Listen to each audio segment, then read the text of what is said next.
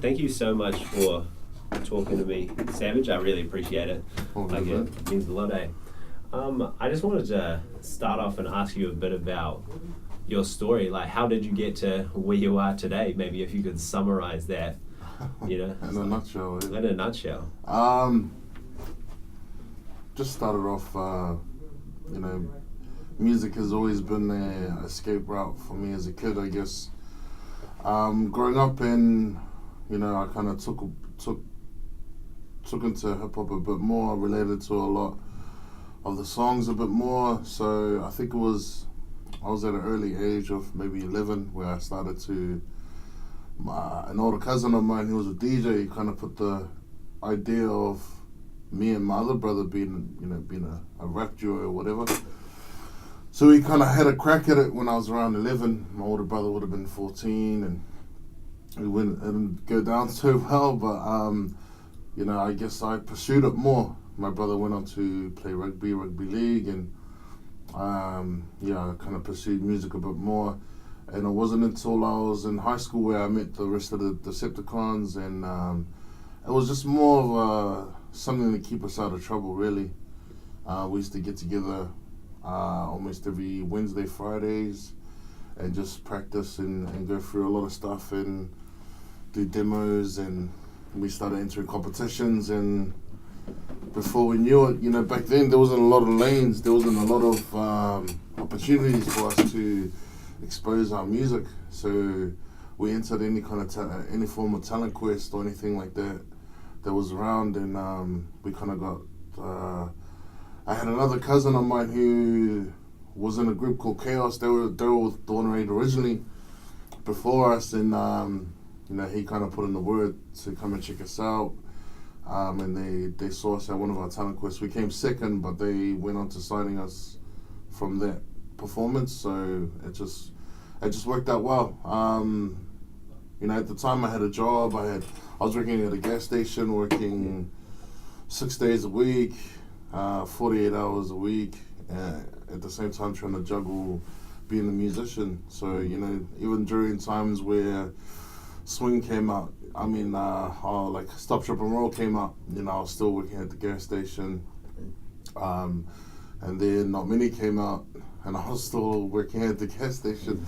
It's only because I was living with my sister and my niece, and I did have to hold down a lot of the bills there while my sister was studying. So it was more of a realistic move for me to try and chase my music career, but at the same time be realistic and understand that there's bills to be paid at the end of the day.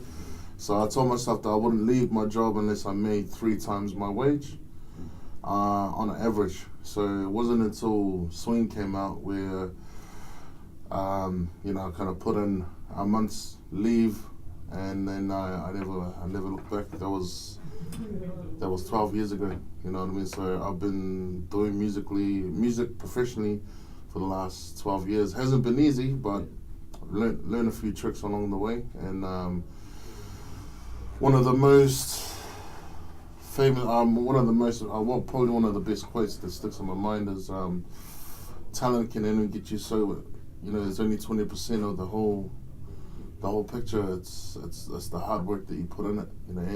Anybody can be talented, but it's who's the hard worker. So I guess that's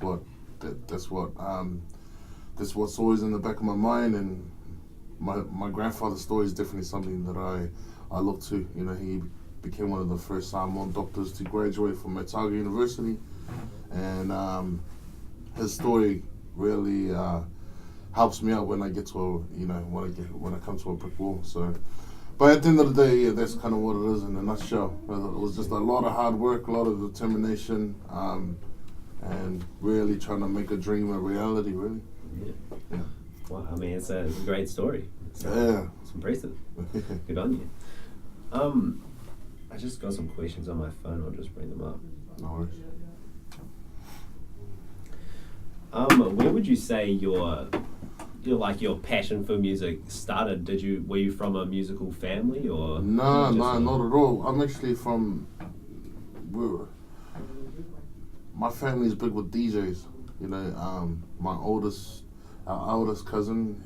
He started us all off pretty much with the music side of things. He was a DJ. He had a pair of decks at his house, and would always go over there, muck around, and he was the one that was the one that installed, us to become rappers, and it just kind of started from there. We're pretty much the first generation, I guess, with the music side. My uncle was in a band. My grandfather played the saxophone, but other than that, as a career choice, I think me and a couple of my other cousins chose to do this as a career. Yeah. Okay. No, yeah, definitely awesome. If I could just ask, like, from your point of view, if there's somebody who wants to get into the music industry sort of today, they might not be a rapper, they might be a producer, they might be a DJ, but they don't sort of know how to go about it. What sort of words could you tell them, what sort of qualities, skills? You just gotta, I guess, you gotta research and be able to take harsh criticism, I guess, but always take the criticism from the ones closest to you. The ones closest to you will always tell you the truth. You know what I mean? And I guess that's what I found with myself. I always showed my music to my siblings or my older cousin, and I guess it's you spend a bit of time before you actually surface messing with your own chemistry. Me myself, I grew up listening to a lot of East Coast, but mostly a lot of West Coast stuff. So I was influenced by a lot of like East Coast and West Coast rappers.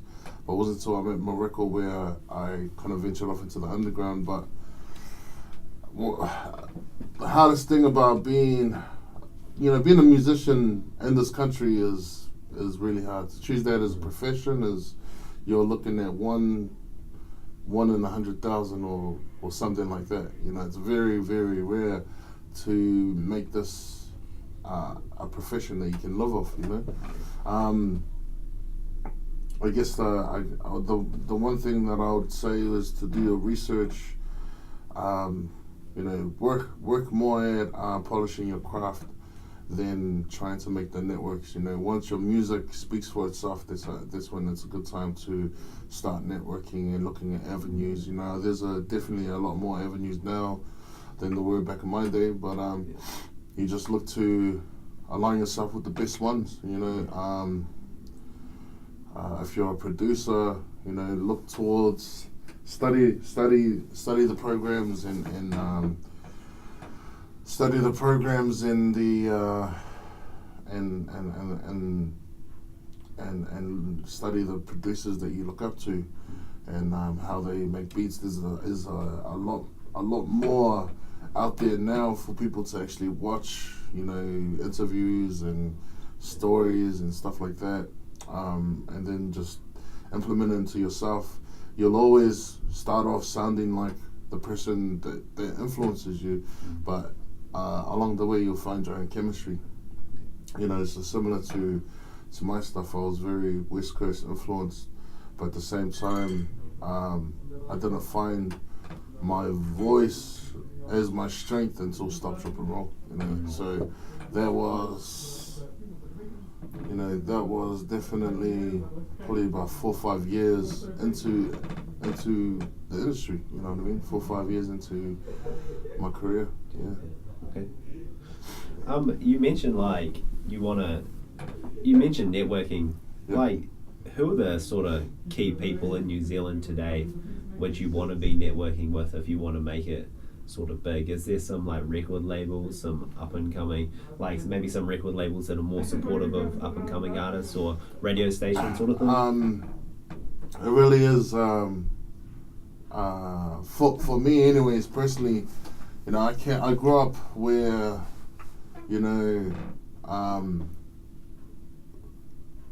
our lingo is different to the way corporate people talk. So I found myself whenever we're at corporate events, we never used to go off and talk to these people. We would stay in our own circle, the decons, and have our own little jokes. And have our own little conversations, but it's not until you understand that there's so many common ground topics that you can have with other people, one being sports, one being family, and you just go off from that. And I guess that was the one thing that I learned, which was from Andy Manane's old man, Mike Manane. He was the one that taught me about how to network and how to talk to people. You know, how to talk to corporate people. You know, and that was one. That was one of them. I was you know, the common ground topics that you can talk about that everybody has in common, you know, and it just started from there. You know, I tried it out with the chief of Universal, who's Adam Holt, and you know, he's now one of my very good friends that I can call on occasion if I ever need anything, and vice versa. You know, just kind of started off from there, and then I was able to network with the radio station people and meeting the right people. If I can say anything to up and coming musicians is, you know, going towards a record deal is something that you should be very careful of, because nowadays with the music sales on a decline,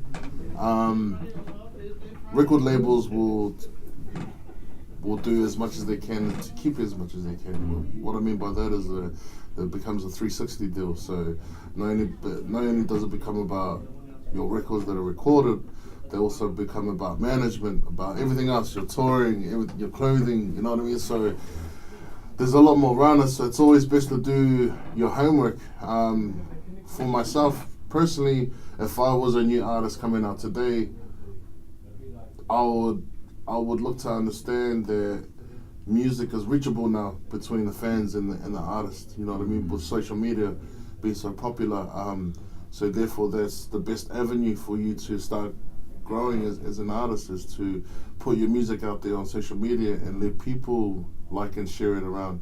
And if it's not going around the way you like it, then you got to understand that you got to sharpen your skills a bit more and work at your songwriting and everything else that comes with it. But yeah, it's just important to do your homework and to understand that as passionate as you are with the music, there's also a business side, you know, and the business side is a very, very ugly side of the music, but it can also become the beautiful side of the music once you understand it, you know. And I guess that's one of the things that I was able to do, was to, you know, we came into this music industry very passionate about our music, but once we were able to separate the two, once the business kicked in, what I mean by that was, you know, before we're all shoulder to shoulder, you know, P Money, Scribe, DJ Severe, everybody was all, well, you know, shoulder to shoulder, was all New Zealand hip hop, and that's what it was. But once the records started selling, that's when things started closing. Circles started closing. You got this dirty circle here, you got the Dawn Reid circle here. You know what I mean? And that's where the business kicks in, and that's where you got to be sharp and be able to ask the questions. One thing that my sister always taught me was to always ask the question. You know, at the end of the day, this is it's a corporate business. So therefore, you gotta try your best to understand how to ask the right corporate questions. You know, I mean, questions that you need answered. And my best advice on that is to get a good lawyer, get a very good accountant. And the one thing I do with my lawyer is for him to break everything down in the most basic form of English, so that so I understand it. You know, I always tell my lawyer, break it down as if you're explaining it to a 5-year-old, just so I can understand everything that's on that paper that I'm signing. You know what I mean? So that's the best way that I can tell you. They're very expensive, but at the same time, you shouldn't be looking at a contract unless your priority, unless you have something that's big, and therefore that's where you put the lawyer cost on the label. Yeah. Yeah, no, it's actually, this is like really practical advice that you're giving, you know, like, as good. Yeah, I think it can help people like this sort of what you're saying. Like, No, it is. I mean, to be honest, my thing is this with music. Music is not my major core. And what I mean by that is music to me is a tool. Everything that I've done, everything I've achieved is for a greater good. And what I mean by that is I'm from South Auckland. I grew up real rough, you know what I mean? And I went through a lot as a teenager, and you know, I was in a bubble when I grew up as a teenager. Music kind of really took the handcuffs off me, literally. I mean that in the best way, because I never got to see the world until I started music. You know, my world was between Papakura to Otahu. Anything outside of those areas was foreign to me. You know what I mean? It wasn't until I started music where I started, you know, going down South Island and got to see how beautiful our country really is, and just going all over the place. And music has really definitely saved me. Really, it really did save my life from going a really bad route. You know what I mean? And I'm using music. I'm looking to achieve as much as I can in music to do what I want to do in the future, and that's to work with at-risk youth. And I don't feel that my job as a musician or someone that's been in the industry here in New Zealand for the last 16 years is someone to say, know your role. You know, talk to me when I talk to you. No, that's not me. I'm the type of person that will give as much knowledge as I can to the person that's coming up, because I feel that it's important that as an older brother, that's my job, and that's how I look at it. You know, why would I want anyone that's coming up that had the same passion, same drive as me to go through the same route as I did, when I can show them an easier route because I'd already done that route? It's just like me explaining to my teenage nephews to get into to find a trade and to chase their dreams, rather than go and do something stupid like rob a shop or something like that, steal cars and stuff like that. My job is to deter them away from it, and that's the way I feel as a musician as well, is to do the same, you know, to kind of teach a bit more knowledge about the music industry to our young ones, so they understand exactly what they're getting into, because it is cutthroat, and I've seen it right from, you know, just from the smaller contracts you do with independent labels to signing to a multi-million-dollar deal in the US. You know, I've seen the outcomes of it all. You know, and I feel like I said, that's my calling. Is it's not to be the best rapper in the world. No, it's not that, or even the best rapper from this country. My whole thing is to do as much as I can in music, so I can use that to talk to kids. You know what I mean? There's a lot of kids out there that, especially in my hometown, that they have no thoughts of thinking outside of the box. They're from generations of gang members, you know, and that's something I want to break. You know, that's definitely something I look at breaking, because there's so much in this world that it has to offer for each and every individual, but it's on them to channel what their talent is, or what their dream is, or what it is they want to do. You know what I mean? It can be music, it can be anything, you know, but at the same time, it's a matter of, are you willing to put in the work? You know, that's just it. Yeah, no, fair enough.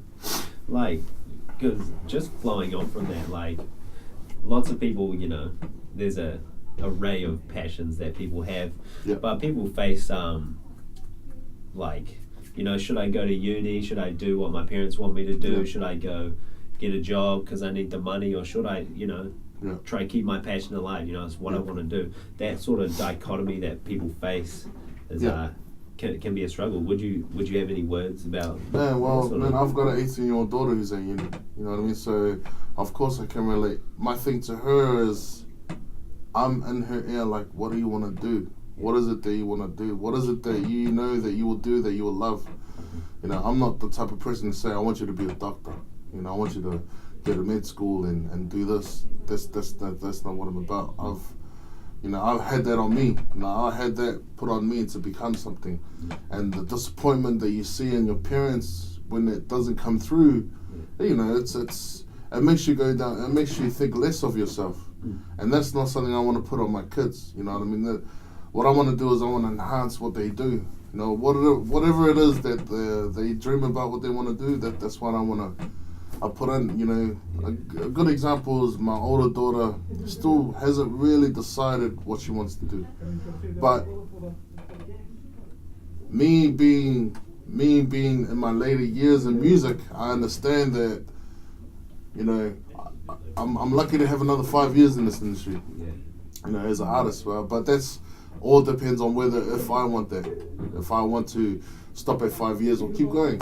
But at the same time, I'm also looking at being smarter with my money and looking at trying to invest into something that's gonna build a family business. So therefore, I put that on my daughter, like maybe do a business degree. While you're trying to figure out what it is you want to do, you know what I mean? And she went and she just got her business certificate, and so she's still trying to figure out what it is she wants to do. But she's loving that idea of at least there's something that she can fall back on. And that's another thing that I talk to my kids all the time is, chase your dream is a plan A, but there's always a plan B of what if it doesn't happen? What's your next thing? As a kid, I grew up, music was everything to me. I wanted to be a rapper, but at that time, realistically, was there many rappers out there that I could look up to? Not a lot. There was only a handful locally.